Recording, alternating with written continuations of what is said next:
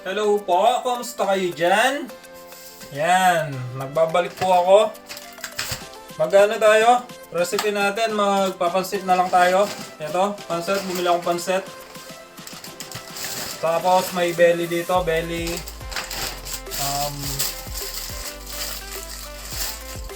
Green beans. Tsaka munch 2. Tsaka ano to? Sprout, carrots, and repolyo. At syempre, di mawawala ang bawang sibuyas. Yan.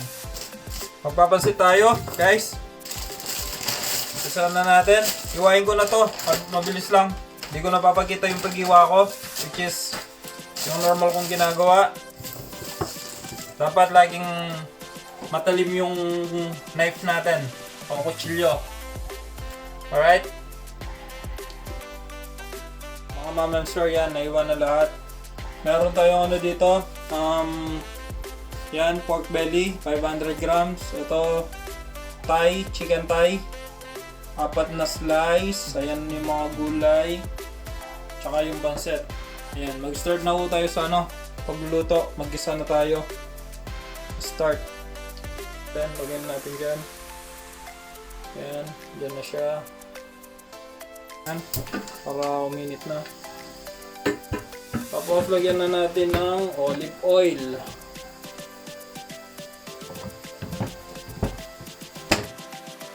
Yung olive oil natin, lagyan na natin. Ayan.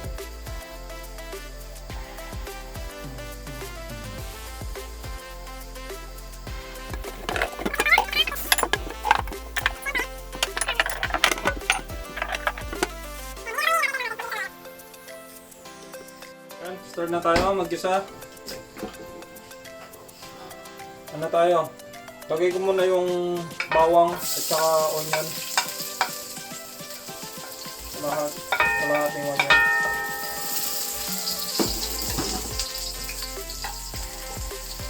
Bako.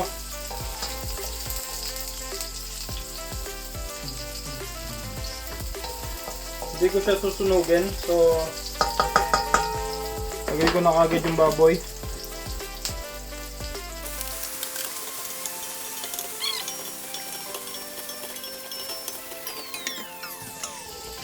Ayan. Tapos, takpan natin muna.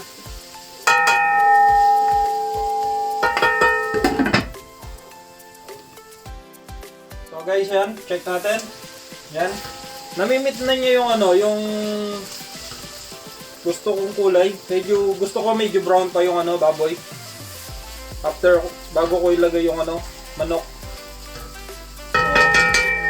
Anin pa natin konti. Iluto pa natin konti. Gusto ko medyo brown siya. Para pag nilagay ko yung manok. Kasi yung manok madali lang maluto. So yan, okay na. Brown na.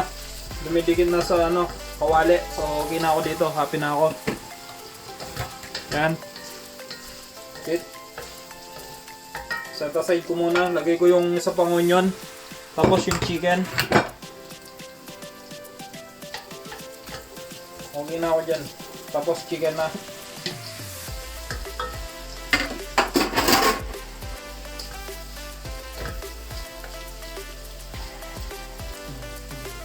Kasi yung chicken madali lang maluto kaya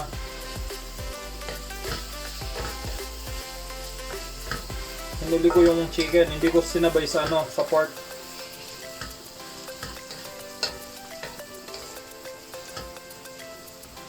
Kaya nagtira akong kalahati pang sibuyas para sa chicken. Ayan. So ayan guys, buksan na natin. Haluin ko na. Okay na, see? Yung ano, yung manok medyo hilaw-hilaw pa pero okay na yan kasi maluluto din yan. Papakuluin pa naman natin. Pero lalagay ko na yung mga sangkap. Maglalagay ka ako ng ano, beef stock. Yan.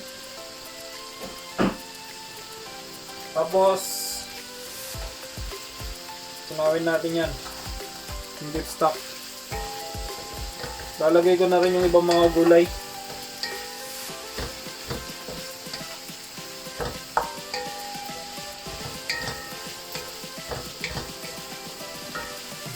So, lagay ko na yung repolyo.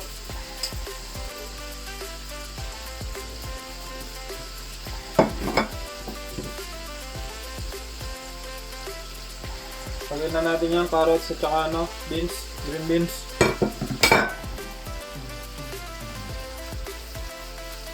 Para maluto na rin. Tapos maglalagay akong tubig. Hot water na lalagay ko.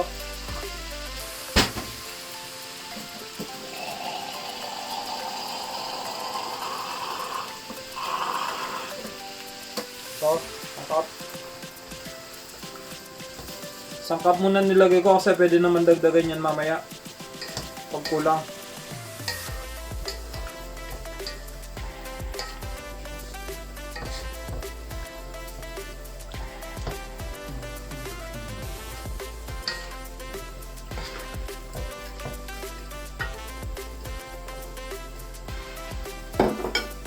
Tapos, lalagay na tayo ng toyo, soy sauce.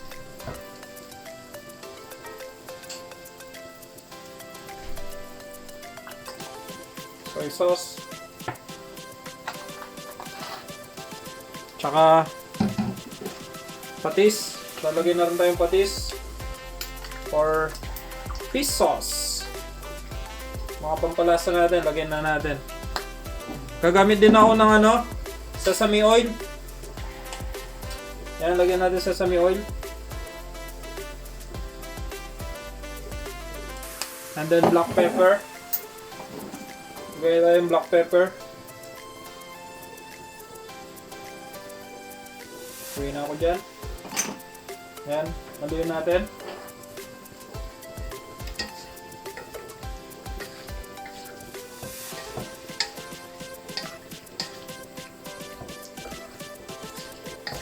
Kung mapapansin nyo, maraming meat. Ngayon siya. Marami siyang meat.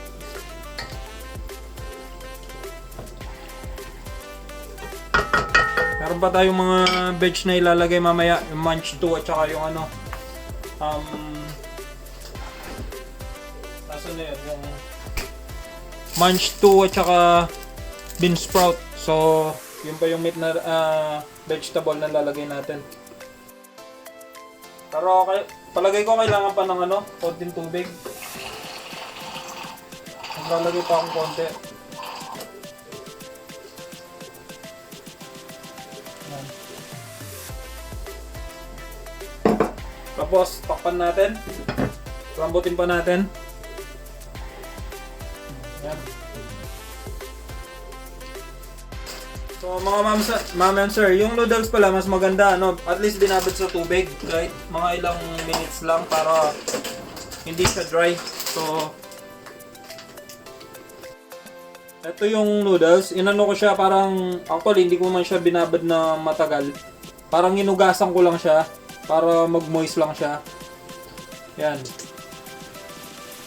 Yan na yung natin, noodles. Ready na.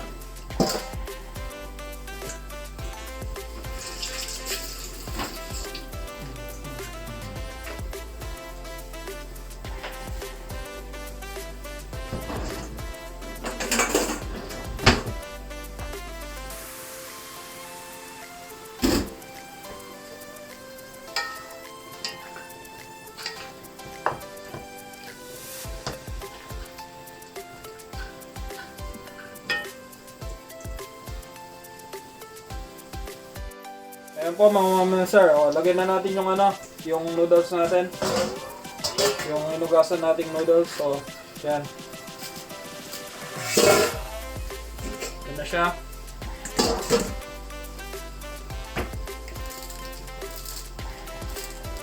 Kaya hindi na ako nagdagdag ng ng tubig kasi inugasan ko itong noodles, hindi siya masyadong sisip-sip ng tubig niyan. So, okay na ako dito.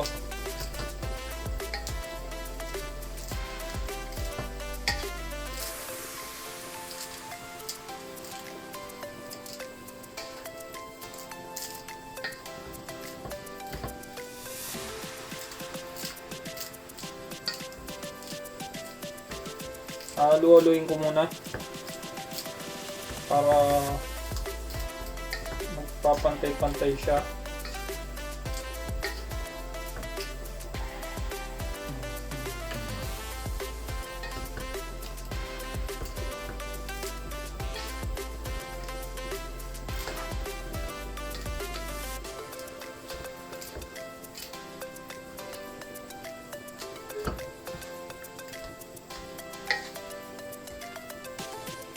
Ayan, para pantay-pantay yung luto. Habang hinahalo ko siya, add ko na rin itong ano, kasi madali na lang maluto to, itong munch to natin at saka yung bean sprout natin. Add lang tayong konti, hindi ko lalagay lahat, madami masyado.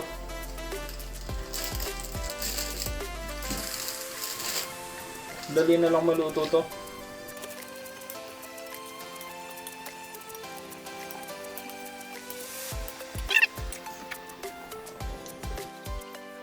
So ayan na guys, ito na yung ano natin, tikman natin kung pwede na o kailangan pang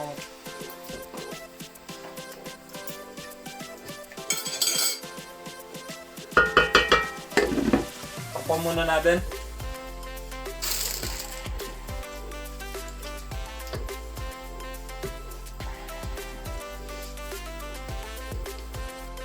So ayan guys, palambutin na lang natin yung ano, pancit.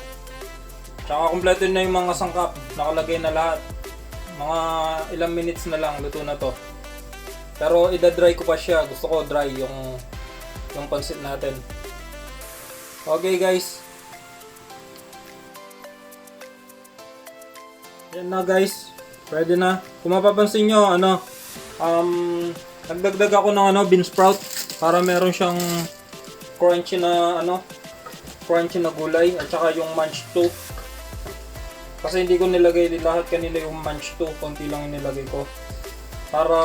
Kasi yung munch 2 madali lang lutuin.